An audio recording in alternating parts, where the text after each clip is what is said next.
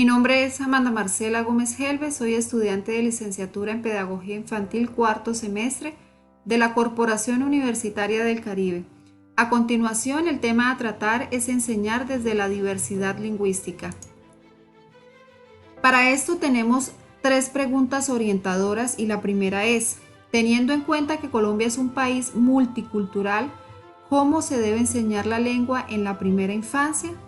Entonces decimos que cuando se habla de enseñar, se debe hacer desde la lengua en la que se comunica, es decir, la lengua de primer contacto, la lengua social de su historia y cultura.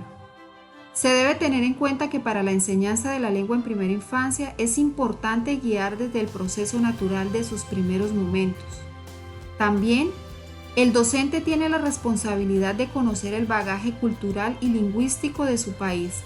Además, reconocer las lenguas como transmisoras de saberes que muchas veces no se pueden comunicar en otras lenguas. La segunda pregunta es la siguiente.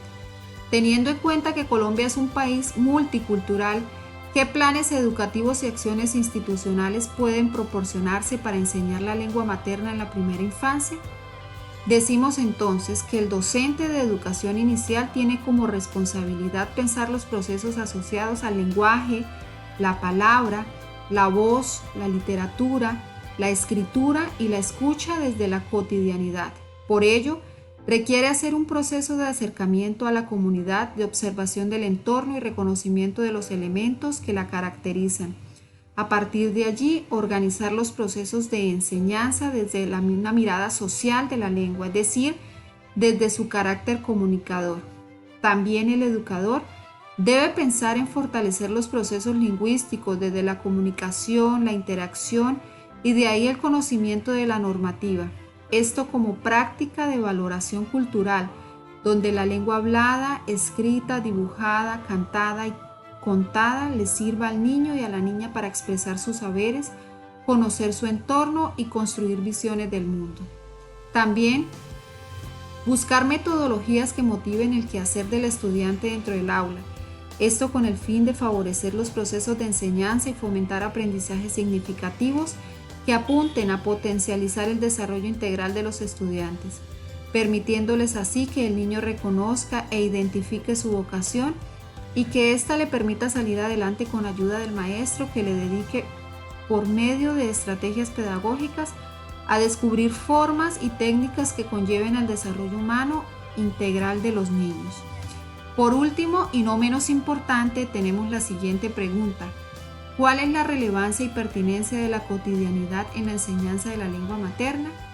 Entonces, educar desde la lengua materna, además de ser un proceso ideal de reconocimiento cultural, es la forma más efectiva a través de la cual el sujeto se reconoce actor de una sociedad y por ende comunicador y transformador de la misma.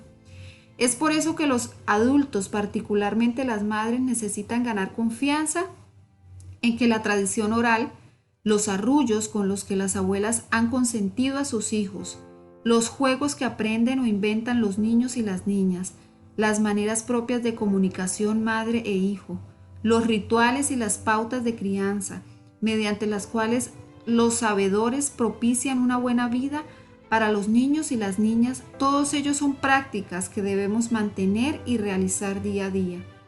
Finalmente, metodologías que motiven el quehacer del estudiante dentro del aula. Esto con el fin de favorecer los procesos de enseñanza y fomentar aprendizajes significativos que apunten a potencializar el desarrollo integral de los estudiantes. Podemos concluir entonces lo siguiente. La enseñanza de la lengua materna inicia desde el contacto de los niños y las niñas con las personas que los rodean. Cuando hablamos de educar desde el contexto, se traduce a una enseñanza desde las características propias de las comunidades. El estudio de una lengua muestra a su vez la manera de pensar de sus hablantes y el cómo construyen su realidad. Finalmente, es importante tener en cuenta que somos modelo de enseñanza y aprendizaje para nuestros menores y que de la manera como lo hagamos, de esa misma manera se ve reflejada en los niños. Muchas gracias.